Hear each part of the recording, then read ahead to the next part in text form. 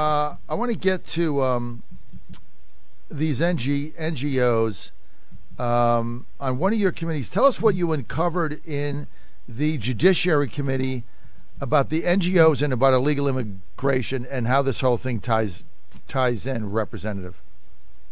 Yeah, so NGO, non-governmental organization, right? I'm actually trying to redo the vernacular there and call them EGOs, extra-governmental organizations that live outside of the bounds of the United States of America, oftentimes affiliated with the United Nations. For example, International Organization for Migration, United Nations outfit.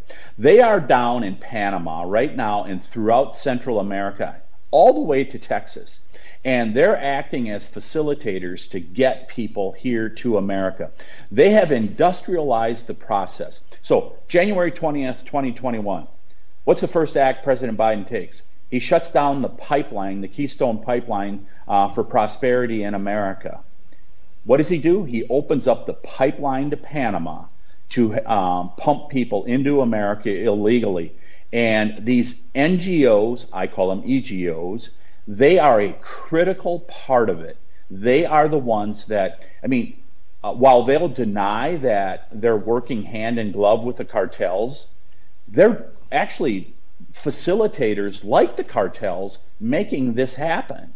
You have the federal government, the NGOs, the cartels, and others that, to a large extent, they all are interlocking pieces working together to industrialize and weaponize this illegal immigration coming into America.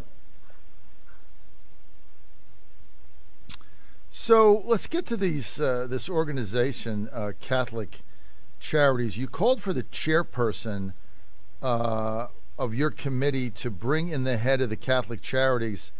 Explain the Catholic Church link, Congressman Tiffany, that you make, and tie that to what many now are concerned about, the sex exploitation of children being dragged across the border by human traffickers.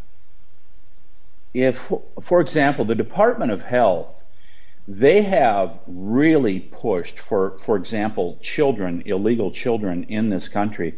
They are telling the can't remember the acronym in the agency. It'll come to me at some point here. But they're telling them, as an agency of federal government, push these kids out. Get them placed as soon as possible. Well, they don't know where they're going oftentimes. And so this is really a big problem. And Catholic Charities is part of that system. Not saying they're doing the same thing as the federal government, but they're part of that system of placing children.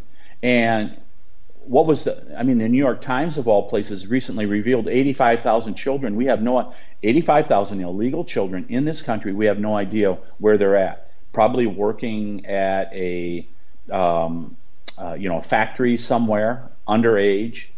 And so there's just this huge problem that's going on with these organizations. And I've called Catholic Charities out and said, you guys need to look at, you are a link in this chain of illegal immigration. You may be saying you're doing this for humanitarian purposes, but John, you and I, there is nothing humanitarian about what's going on at the southern border at this point, is there?